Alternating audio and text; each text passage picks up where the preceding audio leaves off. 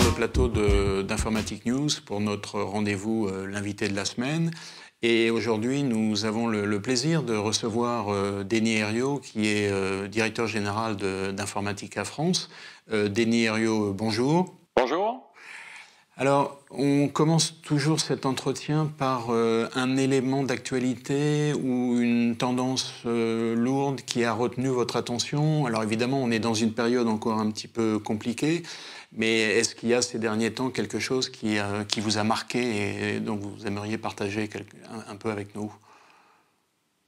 Alors la réponse est assez facile parce qu'on a vécu un événement tout à fait marquant qui a changé considérablement la manière de travailler. Moi, ce qui m'a vraiment surpris et ce qui m'a vraiment marqué ces derniers temps, c'est la rapidité à laquelle une organisation, des individus et une société en général est capable de réagir face à une contrainte forte, l'épidémie en l'occurrence Covid-19, pour complètement en quelques jours et presque du jour au lendemain changer énormément d'habitudes avec un niveau d'efficacité que je trouve malgré tout, alors évidemment c'est pas souhaitable parce que c'est sous la contrainte, mais on s'aperçoit quand même qu'on est capable de réagir rapidement quand la contrainte est forte, et je trouve le parallèle important avec tous les challenges sociétals qui sont devant nous, pour regarder comment, face à des contraintes qui sont peut-être un petit peu plus diffuses, comment on sera capable de repenser. On se pose souvent la question, est-ce qu'il y aura un après et un avant confinement ? Je pense que la question est intéressante, mais je suis impressionné par notre capacité de réaction face à une contrainte incontournable. Et je pense qu'on a tous collectivement été capables de réagir extrêmement rapidement. Mais alors justement, pour poursuivre un peu dans cette question-là, est-ce que, donc apparemment, vous avez appris beaucoup de choses, ça s'est fait sous la contrainte, évidemment, c'est peut-être pas souhaitable, mais c'est arrivé, c'est comme ça. Là, il se trouve que c'est la période estivale des vacances, donc on est dans un mode un peu particulier, on attend tous septembre. Et est-ce que ces quelques mois vont changer radicalement la manière avec laquelle vous allez travailler désormais ? Alors, radicalement, je ne sais pas. D'abord, pour une raison simple. Je pense qu'il y a deux éléments de réponse. Le premier élément de réponse, il est vraiment logistique, dans la manière de travailler, dans notre manière d'interagir entre nous, dans notre manière d'interagir avec nos clients. Et nous, il y a un élément quand même déterminant. On est un fournisseur, donc on va aussi réagir et s'adapter à la manière dont nos clients vont s'adapter. Ce que j'observe quand même aujourd'hui, c'est que tous ceux qui ont la capacité de le faire ont quand même globalement tendance à revenir au bureau et à nous ressolliciter de manière très directe pour qu'on rétablisse des relations telles qu'on pouvait le faire par avant.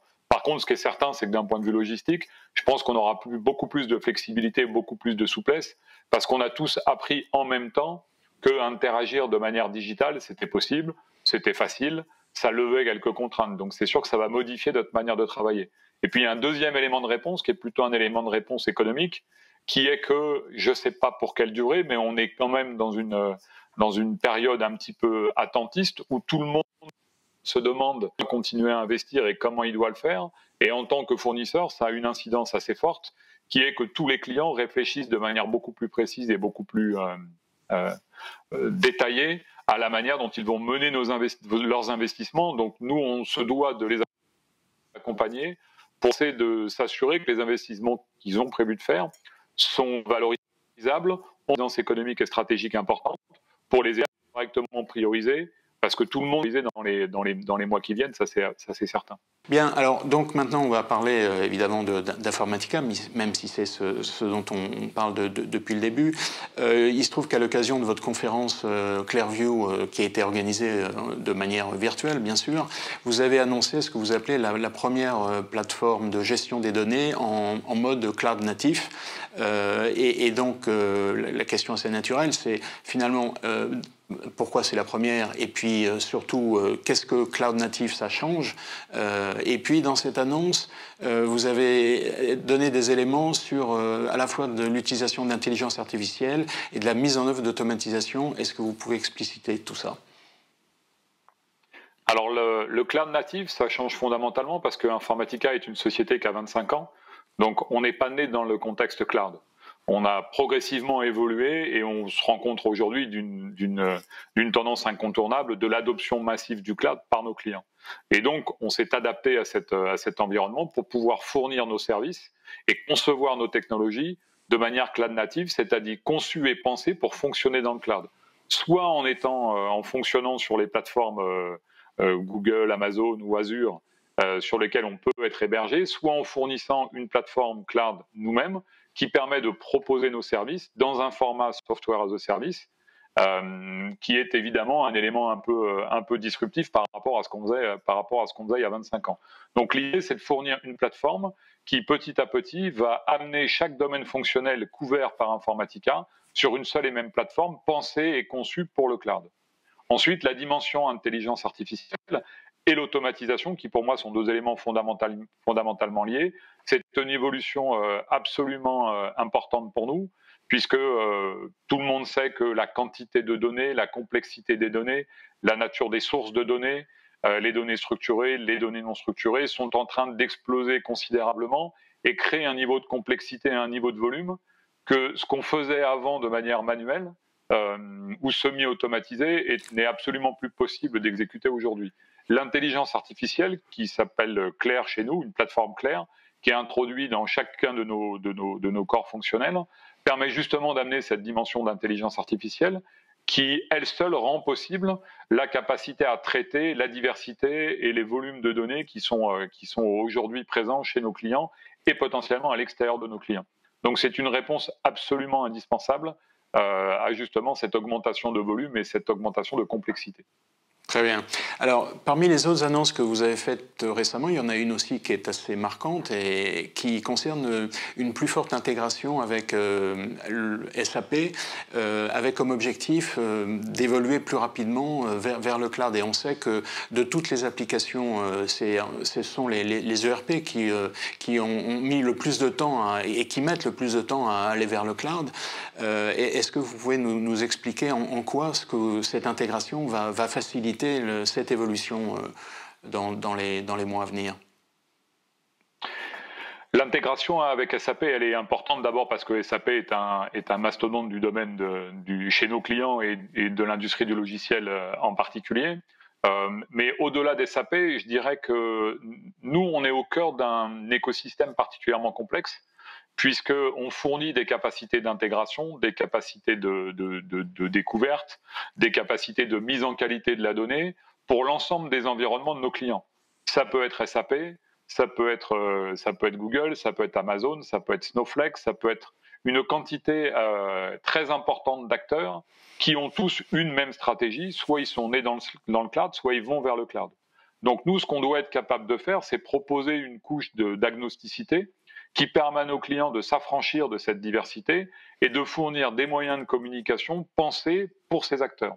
Donc nous, ce qu'on va faire par rapport à SAP, comme on le fait par rapport à l'ensemble des autres acteurs de cet écosystème très large et très complexe, c'est d'être capable de fournir des éléments de collaboration complètement industriels qui fait qu'on est capable d'appréhender le contexte SAP, découvrir une donnée, gérer cette donnée notamment au travers des métadonnées, intégrer ces données pour les emmener progressivement vers le cloud en suivant la stratégie d'SAP. Et vous ne pensez pas qu'il y a des raisons spécifiques qui expliquent le fait que précisément les ERP tardent à aller vers le cloud? Alors d'abord, il y a quand même un élément important, c'est que c'est quand même des applications qui sont très complexes, qui sont extrêmement structurantes pour les organisations, qui contiennent en général des données relativement sensibles. Donc c'est sûr que c'est plus compliqué d'emmener votre ERP SAP dans le cloud que d'emmener les moyens que vous mettez en œuvre pour gérer vos notes de frais, par exemple. Donc le niveau de complexité de l'application, la criticité pour les clients et la nature des données qu'elle héberge sont des explications assez naturelles à la relative lenteur de cette évolution. Pour autant, cette évolution aura lieu. Très bien. Autre point d'actualité, vous avez fait l'acquisition récente d'une société qui s'appelle Compact Solutions. Compact Solutions, exactement. Oui, est-ce que vous pouvez nous expliquer finalement en gros, en quoi les technologies de cette société vont apporter, ce que ça va apporter à votre plateforme et comment va se faire l'intégration? La première mission d'Informatica, c'est d'aider ses clients à connaître son asset de données. C'est-à-dire, imaginez que vous gérez un entrepôt, si vous n'avez aucune chance de gérer correctement vos entrepôts, si vous n'avez pas correctement inventorié et classé les objets qui sont à l'intérieur. La gestion de la donnée, c'est exactement la même chose. C'est un énorme entrepôt, très très complexe, avec une quantité extrêmement importante d'informations et une diversité d'informations extrêmement large. Notre première mission, c'est d'inventorier et de classer ces données pour faire que vous puissiez vous y retrouver dans cet entrepôt. J'ai besoin de telles données, comment est-ce que je la retrouve facilement? Ce qu'amène l'acquisition de Compact Solutions, c'est deux choses. C'est la capacité à élargir le spectre des technologies sur lequel on est capable d'aller chercher cette information. Donc c'est une sorte de scanner. On va étendre le nombre de scanners qui sont disponibles dans notre offre pour aller chercher plus de diversité de données. Et la deuxième chose qu'on va faire, c'est d'augmenter le niveau de granularité de l'information qu'on va chercher. Donc plutôt que de chercher une information à l'échelle d'une grande palette, pour reprendre la métaphore d'un entrepôt, on va être capable d'aller regarder à l'intérieur de chaque carton le niveau de détail fin de chaque élément qui constitue le stock général que vous pouvez voir. Donc plus de finesse et plus de capacité à découvrir cette information. C'est ça que nous apporte Compact Solutions, qui était déjà d'ailleurs un acteur technologique avec lequel on avait déjà travaillé, ce qui va faciliter l'intégration de ces technologies dans notre écosystème. Très bien. Alors, dans la gestion des données, il y a un élément qui est très important, qui est même essentiel, c'est la gestion des métadonnées. Et de ce point de vue-là, il y a un rapport, le rapport du Gartner, qui vous place d'ailleurs en tant que leader dans ce domaine-là, qui parmi les points à améliorer, vous propose d'améliorer l'intégration entre les nouveaux produits et les produits existants. Mais la question est un petit peu plus large que ça. C'est autant les données, et donc vous avez expliqué la problématique des données, hein, qui est qu'elles viennent de multiples sources, qu'elles sont très diversifiées, que le volume est considérable. Autant les sources de ces données sont multiples. En ce qui concerne les métadonnées, est-ce que là, au contraire, il faut essayer plutôt de centraliser ces métadonnées quelque part pour arriver à une meilleure gestion des données proprement dites? D'accord. La métadonnée en tant que telle, elle est toujours à côté de la donnée. Si on prend une métaphore un peu simple, la métadonnée, vous prenez un tableur Excel, vous avez une quantité de chiffres qui sont présents dans le tableau. La métadonnée, ça va être le titre de la colonne. Donc le chiffre d'affaires, le nom, le prénom, l'adresse, le numéro de sécurité sociale. Donc la métadonnée en tant que telle, c'est un concept qui est toujours associé à la donnée. Par contre, ce qui est important, c'est de pouvoir centraliser la documentation de la métadonnée, c'est-à-dire créer un référentiel qu'on appelle un catalogue, et c'est d'ailleurs le nom de notre technologie, c'est de documenter et de centraliser la manière dont vous créez ce référentiel. Pourquoi? Pour que ce référentiel soit partagé et qu'on soit certain que le titre de la colonne de notre tableur Excel, il est partout le même dans l'organisation et que la nomenclature d'un client, par exemple, qui est référencé au travers d'un nom, d'un prénom, d'une adresse, d'un numéro ou peu importe la nature de la donnée, elle est bien partagée par tout le monde. Donc la documentation et le référentiel de la métadonnée, il doit absolument être centralisé pour être partagé par tout le monde. Par contre, la métadonnée, elle a par structure vocation à suivre la donnée. D'accord. Donc, en fait, on pourrait presque dire, je ne sais pas si vous allez confirmer si c'est ça ou pas, mais que finalement, les métadonnées des métadonnées doivent être centralisées. C'est un peu ça l'idée, non? L'idée du catalogue de catalogue, c'est une excellente comparaison qu'on utilise d'ailleurs. Mais effectivement, la définition de ce qu'est la métadonnée, elle a vocation à être centralisée pour justement gérer la gouvernance au sein de votre organisation et que tout le monde puisse la partager. Très bien. Alors, dernier point pour conclure cet entretien.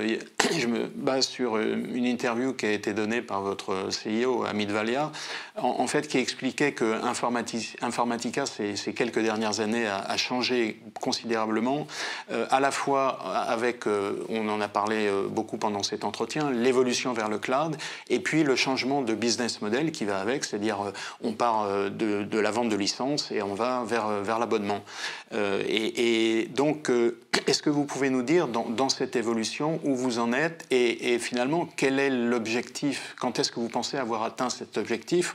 Ou plutôt, vous pensez que c'est en fait une cible mouvante qui va bouger en permanence?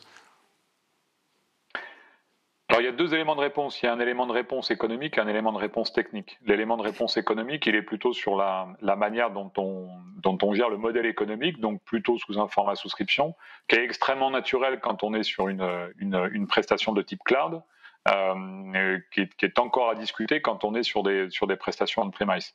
Donc cette première transformation, d'abord on a vocation à ne pas l'imposer, on a plutôt vocation à accompagner nos clients dans cette transformation. Mais on n'a jamais eu la vocation d'être très directif dans la manière de faire avec nos clients, mais c'est un élément de transformation important et aujourd'hui la majorité de notre activité, elle est gérée sous un format de souscription. Ensuite, il y a la transformation technologique au travers de l'adoption de la plateforme cloud dont on a parlé un petit peu plus tôt. Et là, il y a évidemment une roadmap. À peu près de la même manière, on n'a pas vocation à imposer à nos clients une vitesse de transition parce qu'on gère des sujets assez sensibles, on gère des données qui parfois sont sensibles, dans des contextes réglementaires qui parfois sont assez contraignants. Donc on a vraiment la capacité à accompagner nos clients dans cette transformation. Par contre, c'est clair que notre stratégie, c'est justement de pouvoir continuer à intégrer cette plateforme cloud, continuer à avoir une roadmap de déploiement qui fait que tout notre portfolio sera disponible dans cet environnement à un horizon rapide. Vous donner une date extrêmement précise, c'est un peu difficile, mais 2020 et 2021 verront atterrir beaucoup de nos domaines fonctionnels sur cette plateforme cloud, déjà. Vous dites que vous ne finalement forcez pas vos clients à évoluer et à prendre le modèle de l'abonnement, mais est-ce que les clients ils vous suivent dans cette trajectoire, c'est-à-dire que finalement ils comprennent bien l'intérêt à la fois technique d'aller vers le cloud et économique de payer des abonnements plutôt que d'acheter des licences? Je pense que c'est une tendance assez large, partagée par l'ensemble du marché. Donc, on n'est pas du tout sur un chemin isolé. On suit un chemin de transformation majeur. La discussion n'a jamais lieu quand on est sur des prestations cloud, parce que la prestation cloud, de manière maintenant complètement industrielle, elle est complètement associée à la logique de souscription et la logique d'abonnement. Et comme la quantité de prestations qu'on délivre au travers de cette plateforme cloud, elle augmente, naturellement, ça va tirer la discussion sur la souscription.